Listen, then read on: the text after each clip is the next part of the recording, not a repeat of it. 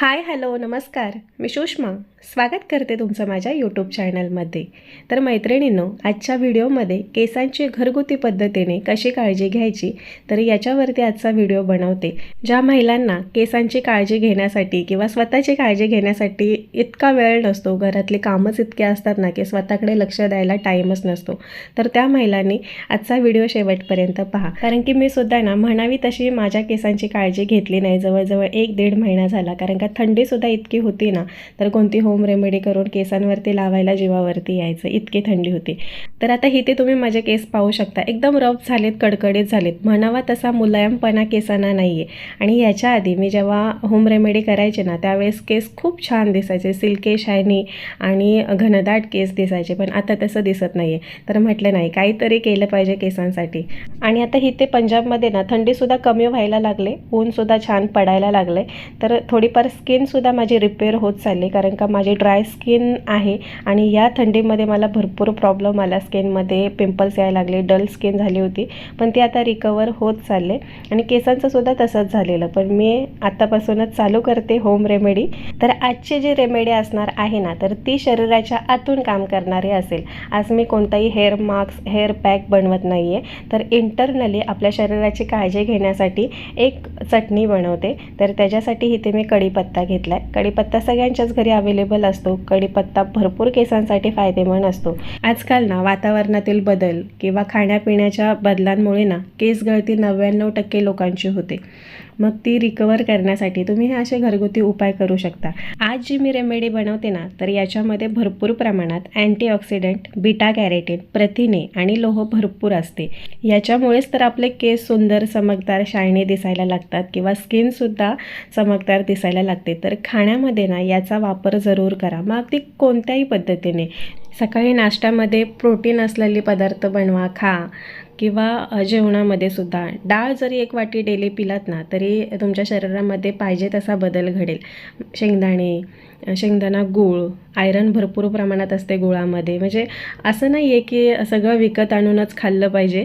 जे घरामध्ये आहे ना त्याचा वापर करून सुद्धा तुम्ही खाऊ शकता. आता ही जर चटणी तुम्ही बनवलीत ना, महिनाभर आरामात टिकते.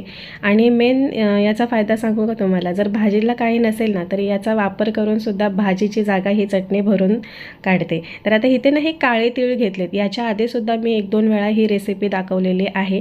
माझ्या घरामध्ये ही कंटिन्यू बनते, कारण का ज्या सुक्या भाज्या असतात ना, उदाहरणार्थ कारलं, भेंडी, गवार, ह्या ज्या सुक्या आपण वाफेवरती भाज्या बनवतो ना, त्याच्यामध्ये जरी तुम्ही ही चटणी टाकलीत ना, तरी भाजीला उत्तम चव येते. आता इथे तुम्ही पाहिलंच असेल, मी सुरुवातीला कढीपत्ता घेतला, स्वच्छ धुवून नितळत ठेवला, पाणी पूर्णपणे जाऊन द्यायचं आणि छान असा खरपूस भाजून घ्यायचा.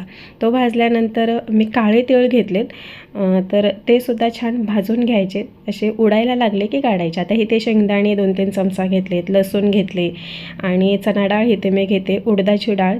सगळं भाजून घ्यायचं व्यवस्थित खरपूस, म्हणजे ती चटणी ना 1-1.5 महिना आरामात टिकते, खराब होत नाही आणि चवीला सुद्धा उत्तम लागते. आता माझ्याकडे कधी जर भाजीला काही नसेल ना, तर मग मी ही कढीपत्त्याची चटणी घेते आणि त्याच्यासोबत खाते. थोडंसं तूप घ्यायचं, गरम गरम भात आणि ही चटणी एकदम मस्त लागते. नक्की ट्राय करा. आता ही जी चणा डाळ किंवा उडदाची डाळ दोन्ही घेतले ना, 1-1 चमचा, 1.5 चमचा तुम्ही घेऊ शकता आणि छान खरपूस भाजायची ती.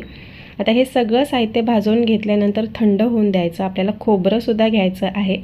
तर इथे पाहू शकता, कढीपत्ता, खोबरं, लसूण, चणा डाळ, उडदाची डाळ, पांढरे तीळ जर असतील ना, तर ते सुद्धा घेऊ शकता. आता मी इथे विसरले घ्यायला होते, तरीसुद्धा नाही घेतले, तर ते सुद्धा तुम्ही ॲड करू शकता. किंवा जवसच्या बिया, सूर्यफुलाच्या बिया, ह्या ज्या सीड्स असतात ना, त्यासुद्धा खूप छान असतात आपल्या स्किनसाठी, केसांसाठी. त्या जरी असतील त्यासुद्धा तुम्ही याच्यामध्ये ॲड करू शकता. आता इथे 1 वाटी खोबरं घेतलं आहे, ते सुद्धा छान खरपूस भाजून घ्यायचं. आपल्या रोजच्या आहारामध्ये ना तेलवर्गीय ज्या बिया असतात त्याचा जर तुम्ही वापर करत असाल, मग अगदी तशाच जरी खाल्ल्या तरी चालते. नाहीतर मग अशी चटणी बिटणी किंवा मी सुद्धा 2-3 वेगवेगळ्या रेसिपी दाखवलेत माझ्या चॅनलवरती, तर तसं जरी करून तुम्ही खाल्लत ना, तरी त्याचा उत्तम फायदा होतो. आता वय जसं वाढायला लागतं ना, तशा सगळ्या समस्या जाणवायला लागतात. म्हणजे शरीर कमजोर होत जातं, केस गळायला लागतात, अक्षरशः टक्कल पडायची वेळ येते, स्किनसुद्धा डळ होते, सुरकुत्या पडायला लागतात, म्हाताऱ्या माणसासारखी स्किन दिसायला लागते.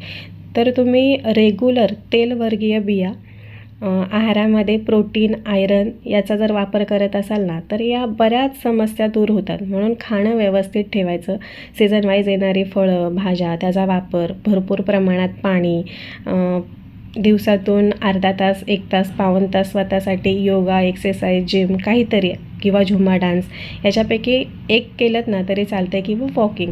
आपल्या दिवसाच्या डेली रुटीनमध्ये ना याचा वापर तुम्ही केलात ना, जे मी आधी सांगितलं आहे त्याचा वापर तुम्ही केलात ना, तर तुम्ही मेंटली एकदम फ्रेश राहणार.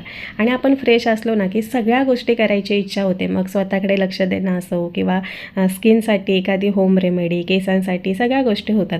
आणि काहीच नाही केलं की मग आळस येतो. दिवसांदिवस ना सुस्त शरीर होत जातं, काहीच करायची इच्छा होत नाही आणि फक्त फोन बघावासा वाटतो आणि आराम करावासा वाटतो. जी रोजची कामं असतात ना फक्त तीच होतात, बाकी त्याच्या व्यतिरिक्त काहीच होत नाही.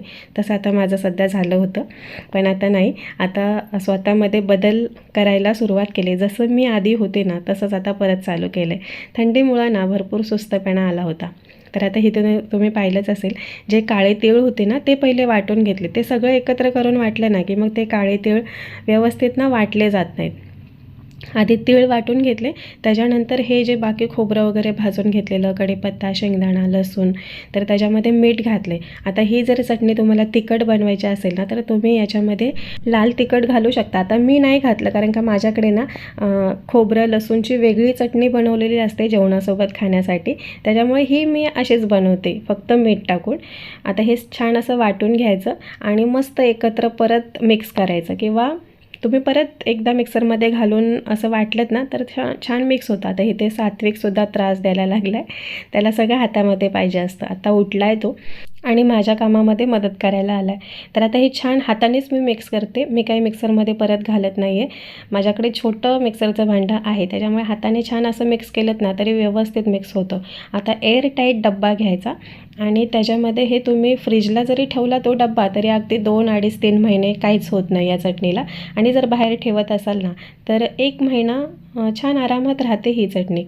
तर इथे तुम्ही पाहू शकता. आता ही कशासोबत खायची तुम्हाला सांगते. जर तुम्ही गरम गरम भाकरी टाकलीत ना त्याला तूप लावायचं आणि ही चटणी आणि जी लसणीची चटणी असते ना खोबरा लसणीची, तीसुद्धा तुम्ही त्याच्यामध्ये ॲड करून खाऊ शकता. आता इथे मी तुम्हाला दाखवते गरम गरम भात घेतला आहे. लहानपणी ना आमच्या घरी जर भाजीला काही नसेल ना तर आम्ही ही तिळाची चटणी घेऊन खायचो. त्यावेळेस थोडं तिखट आवडायचं, कोणाला नाही, ही चटणी छान लागायची. पण आता झणझणीत आवडतं ना, म्हणून आता ही तिळाची चटणीसुद्धा आणि खोबरा लसूणची चटणी, आधी मी तूप घेतलं, गरम गरम भात घेतला आहे आणि छान असं मिक्स करून खाल्लं ना खूप छान लागतो हा भात, चपाती, भाकरी, खूप छान लागतं. तुम्हीसुद्धा नक्की एकदा ट्राय करा. आता हे खाऊन जुने दिवस लहानपणीचे आठवले. तर असो, पण आता माहिती झाले की ही चटणी आपल्या केसांसाठी, स्किनसाठी, शरीरासाठी किती फायदेमंद आहे. तर तुम्हीसुद्धा नक्की बनवा. असं खायला आवडत नसेल ना तर ज्या सुक्या वाफेवरच्या भाज्या असतात ना त्याच्यामध्ये ही चटणी घालायची. खूप छान वाफेवरच्या भाज्या लागतात. तर चला मैत्रिणींनो, आजचा व्हिडिओ मी इथेच समाप्त करते. पुन्हा भेटू अशाच एका नवीन व्हिडिओमध्ये. तोपर्यंत धन्यवाद.